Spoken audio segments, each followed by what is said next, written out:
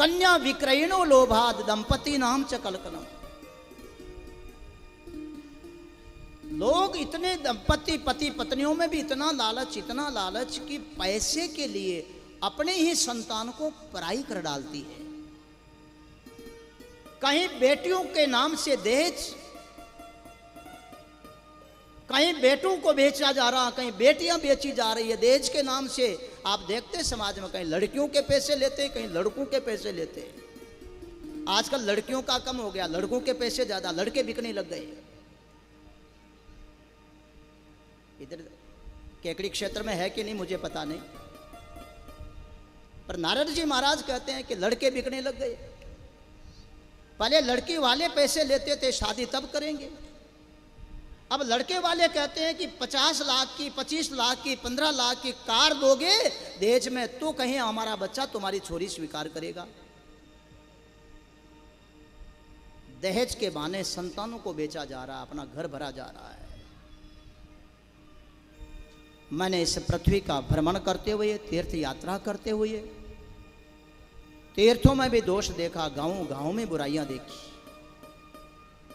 संतों, इसलिए मेरे चेहरे पर उदासी है, चिंता है, बाकी मुझे और कोई फिक्र नहीं है। इस दुनिया का भला कैसे हो। मैं ऐसे भ्रमण करता करता करता एक बार यमुना जी के किनारे चला गया।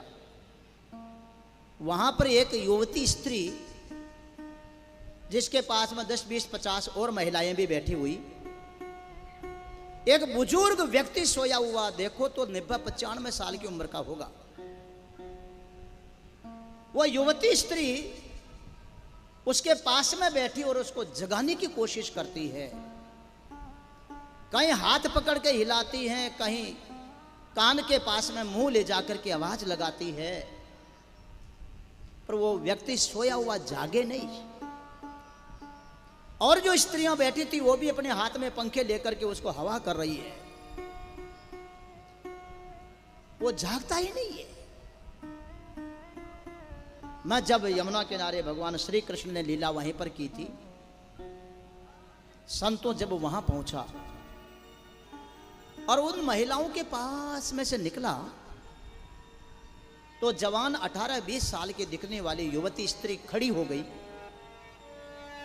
मुझे आवाज लगानी, भो भव साधो क्षणम तिष्ठ। हे साधु महाराज, हे संत जी, ठहरो ठहरो, थोड़े रुको, एक क्षण के लिए रुक जाओ महाराज। आपके दर्शन करने से मेरे पाप नष्ट हुए हैं और आपके मुंह से 2 शब्द सुनने को मिल जाएगा, बड़ी शांति मिलेगी बाबा, आप थोड़े ठहरिए। नारद जी महाराज कहने लगे कि मैंने उसकी आवाज सुनी तो थोड़ा रुक गया। सज्जनों माताओं, ये नारद जी महाराज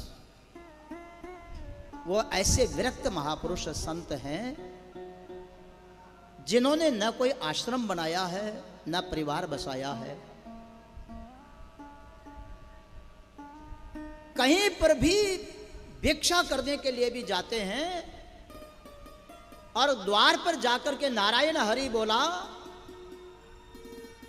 अगर आने वाले को देर हो गई तो वहां से आगे चल पड़ते। उतने समय रुकते हैं। केवल एक गाय का दूध दूहने में कितना टाइम लगता है, कितना लगता होगा भाई? ज्यादा दूध वाली होगी तो 7-8 मिनट लगेंगे, 10 मिनट लगेंगे। एक गऊ का दूध निकालने में जितना समय लगता है उससे ज्यादा किसी के घर के सामने खड़े भी नहीं रहते नारद जी महाराज। मगर जब उस महिला ने कहा कि महाराज आपके मुख से कुछ सुन करके शांति मिलेगी, आप ठहरिए, नारद जी वहां पर खड़े हो गए। उन्होंने घड़ी नहीं देखी कि 10 मिनट हो गए कि 15 मिनट हो गए कि आधा घंटा हो गया। ध्यान रखना माताओं भाइयों, नारद जी जैसे संत महापुरुष होते हैं, उनको अपने फिक्र कभी भी नहीं होती। कि मेरा क्या होगा, कैसे होगा, मैं कहाँ रहूँगा, क्या खाऊंगा, क्या पहनूंगा, कैसे जीवन होगा, बुढ़ापे का सहारा कौन होगा, कभी चिंता नहीं करते। मगर अगर किसी दूसरे व्यक्ति को दुखी देख लिया ना तो उनका दिल पिघल जाएगा, वो सारे नियम तोड़ सकते हैं। संतों की यही पहचान है कि अपने दुख में कभी पिघलते नहीं है, बड़े कठोर होंगे, मगर दूसरे का दुख सहन नहीं कर पाएंगे, संत उसमें पिघल जाएंगे। मैं बहुत बार एक बात बोलता हूं कि महात्मा का दिल बड़ा कठोर होता है। जो साधु बनते हैं ना, हमारे जैसे बाबा लोग बनते हैं, पत्थर दिल हुआ करते हैं। मैं तो कहूंगा कि लोहे का दिल होता है। कोमल दिल होगा तो कुटुंब का मोह छूटेगा, माँ बाप छूटेंगे, बाल बच्चे छूटेंगे, भाई बंधु छूटेंगे, घर गांव छूटेगा, समाज छूटेगा। कितने कठोर दिल के होंगे। सुखदेव जी महाराज विचरण कर रहे हैं, व्यास जी पीछे पीछे भाग रहे हैं, पुत्र पुत्र पुत्र करते जा रहे हैं, और सुखदेव जी मुड़ करके नहीं देख रहे। कितना कठोर दिल होगा। इसलिए महात्मा कभी भी अपने दुख में दुखी नहीं होंगे, बड़े कठोर होते हैं। घर छोड़ने के बाद उनको सर्दी सहनी पड़ती, गर्मी सहनी पड़ती, बरसात सहनी पड़ती। इतना ही नहीं, बाबा मान सम्मान अपमान सबको सहन करना पड़ता है। आप ये मत सोचिए कि महात्मा का जीवन बड़ा अच्छा है, करे धरे कुछ नहीं, बढ़िया से बढ़िया रहने को मिले, खाने को मिले, वाह वाह मिले, झिकारा मिले, आदर मिले। जरूरी नहीं है बाबा कि सब जगह जय हो जय हो। अरे दुत्कारने वालों की भी कभी नहीं होती है। सुखदेव जी महाराज कहीं से आ रहे हैं, गांव की स्त्रियों ने और बच्चों ने समझा पागल आ गया, नंग धड़ंग, कंकड़ पत्थर फेंक रहे हैं, गालियां दे रही हैं, बच्चे हो हल्ला मचा रहे हैं, कुत्ते भौंक रहे हैं। उसको भी सहन करना पड़ता है। नारद जी महाराज ऐसे संत हैं, अपने लिए सब कुछ सहन कर लेते हैं, मगर संत की यही पहचान होती है सज्जनों माताओं, अपना दुख तो सहन कर लेंगे पर दूसरे का दुख उनको सहन नहीं होगा। संत की यही पहचान है। पर दुख द्रवहि संत सुपुनीता। संत वो है जो दूसरे के दुख में पिघलता है, अपने दुख में तो कठोर होता है, सहन कर लेता है, पर दूसरे का दुख सहन न हो तो समझ जाइए कि ये कोई संत है। दूसरे का दुख सहन नहीं होता। नारद जी महाराज ऐसे हैं, उस युवती का दुख सहन नहीं हुआ, बेचारी परेशान हो रही है, क्या बात है, जरा देखो तो सही। खड़े हो गए। सबसे पहले नारद जी ने उसको पूछा कि बहन तू ये तो बता तू कौन है, और ये जो बुजुर्ग दो व्यक्ति सोए हुए हैं, एक नहीं दो सोए हुए हैं, कायमऊ ये दोनों के दोनों कौन है जो पास में सोए हुए हैं, और ये पंखा झलने वाली युवतियां स्त्रियां ये कौन है सब, तो इतने दुखी क्यों है, बताओ दुख का कारण क्या है। तब उसने अपना परिचय दिया कि बाबा जी मेरा नाम भक्ति है, दुनिया में सब मुझे भक्ति के नाम से बोलते हैं। दक्षिण भारत में द्रविड़ देश में मेरा जन्म हुआ है, महाराष्ट्र में मैं बड़ी हो गई, विवाह काबिल हो गई हूं, वहां से आगे बढ़ी तो गुजरात में आते आते बूढ़ी हो गई। जैसे तैसे चल करके मैं वृंदावन में इस भूमि पर पहुंची जहां भगवान श्री कृष्ण की लीलाएं हुई है। यहां आते ही महाराज मेरा बूढ़ापा गायब हो गया, मैं वापस युवती बन गई, यौवनावस्था आ गई। लेकिन मेरे दो संतान पैदा हुई, ज्ञान और ये वैराग, ये दोनों के दोनों यहां आकर के बूढ़े हो गए, मेरे से ही पहले बूढ़े हो गए।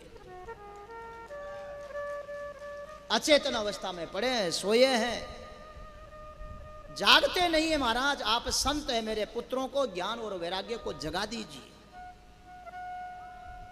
नारद जी महाराज ने देखा कि माँ बड़ी परेशान है, पुत्रों को जगा दे हुए। पहले तो विश्वास ही नहीं हुआ, जो माँ बन रही वो 18-20 साल की मालूम पड़े और जिनको बेटे बना रही वो 90-95 साल के मालूम पड़ते हैं, ऐसे लग रहे हैं। मगर भक्ति ने विश्वास दिलाया कि मैं सच कहती हूँ मेरे बेटे, आप जगा दीजिए। नारद जी महाराज ने उनको जगाने का प्रयास किया, सब तरह से प्रयास कर लिए, लेकिन जागे ही नहीं, अचेतन पड़े हुए हैं।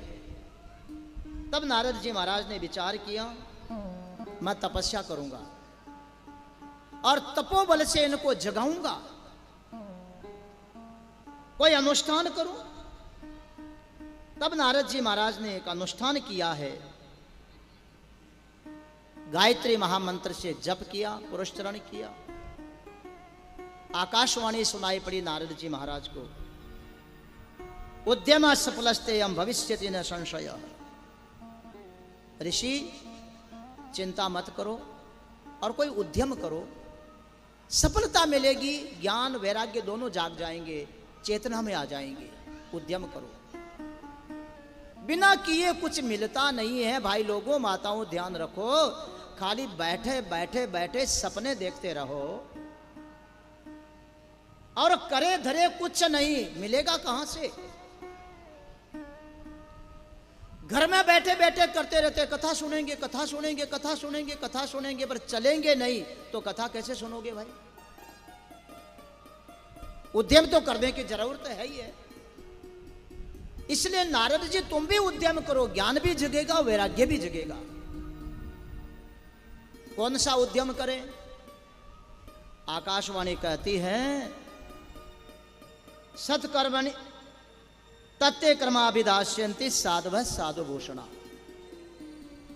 ज्ञान और वैराग्य को जगाने का जो उद्यम है, कर्म है, वो साधन, वो उपाय तुम्हें कोई अच्छे साधु मिलेंगे वही बता पाएंगे। साधुओं में भी साधु भूषण होना चाहिए। ध्यान देना सज्जनों माताओं, साधवः साधुभूषणः। एक साधु भूषण साधु। भूषण शब्द का अर्थ संस्कृत में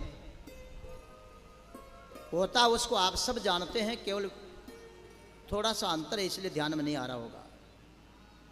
भूषण किसको बोलते हैं? आभूषण किसको कहते हैं? आभूषण।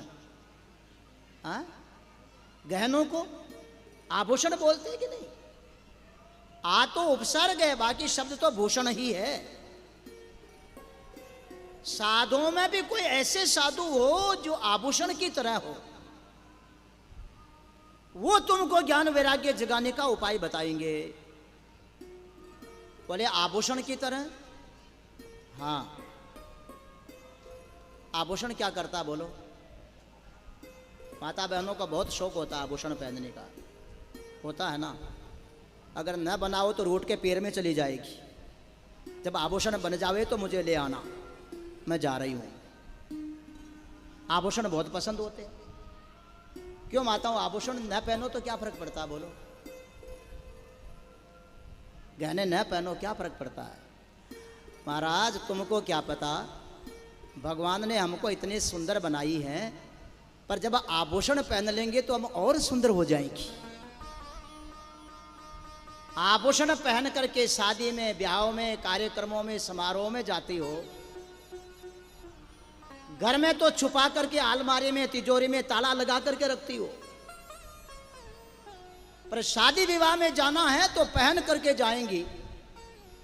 और देखना जिस दिन गहना पहन के जावे, कान में लटका रखा होगा तो साड़ी भी आधी ओढ़ेगी, ऐसे माथा हिलाएगी, वो कान का दिखना चाहिए। सही बात है ना? घूंघट निकालने वाले भी नाक में पहन के आए तो आधा घूंघट करके नाक का दिखाएगी, पहन रखा हूं, कितनी अच्छी लग रही हो। आभूषण क्या काम करता बोलो? सुंदरता बढ़ाता है।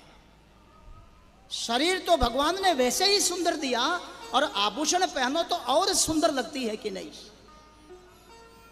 सज्जनों ध्यान दीजिए, माताओं ध्यान दीजिए, जैसे सुंदर व्यक्ति की सुंदरता आभूषण से बढ़ती है, हमारा जो सुंदर समाज है, सुंदर हिंदू समाज है, जाति कोई भी हो सकती है, पर एक हिंदू समाज सुंदर समाज है, संस्कारी समाज है। और उस सुंदर समाज की शोभा बढ़ाने वाला कौन है दुनिया में, बोलो? कोई त्यागी तपस्वी संत महात्मा का संग यदि मिल जाए, आपको कोई कहे कि कहां गए थे, बोले कथा सुनने गए। कौन कथा कर रहा? बोले फलाना महाराज कर रहा है। और कौन आए? बोले बहुत सारे संत आए। अरे वो संत तुम्हारे गांव में? तुम तो बड़े भाग्यशाली हो। अब बताओ, जिस महात्मा का नाम लेने से तुम्हारी शोभा बढ़ गई, तुम भाग्यशाली बन गए, जिसे संत से परिचय होने पर भी लोग कहें आप तो बहुत बड़े आदमी, उसे संत से तुम्हारा परिचय है, बताओ महात्मा तुम्हारी शोभा बढ़ा रहा है कि नहीं?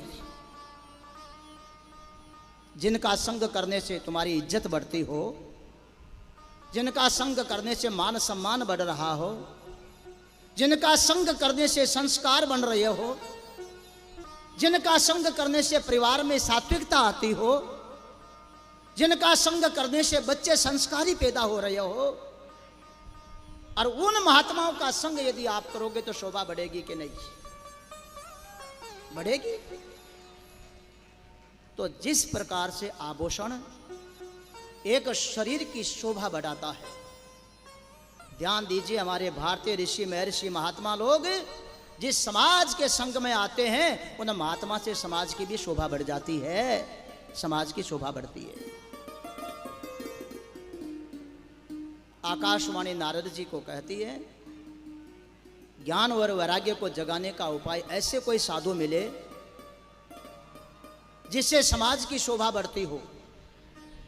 वो साधु भूषण महापुरुष कोई मिलेंगे तो रास्ता बताएंगे ज्ञान वैराग्य को कैसे जगाते हैं। तब नारद जी महाराज ने फिर देखा कहीं तीर्थों में महात्मा छुपे हुए हो। वैसे तो मैंने देखा तीर्थों में महात्मा नाम मात्र के हैं, ढोंग पाखंड है।